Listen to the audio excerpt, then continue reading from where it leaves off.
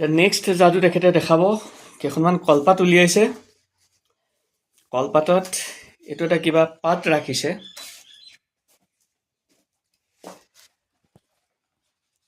আৰু এই কলপাতকেইখন এতিয়া ঢাকি দিছে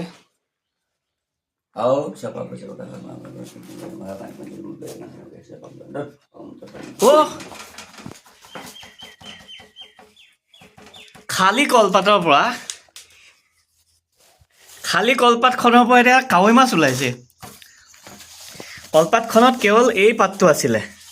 আৰু এই পাতটো পাছত এতিয়া তেখেতে উলিয়াই দিলে এইটো কাৱৈ মাছ এমেজিং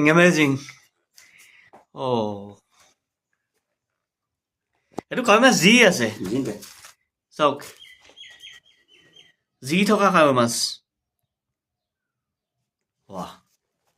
এইটো আৰু দেখক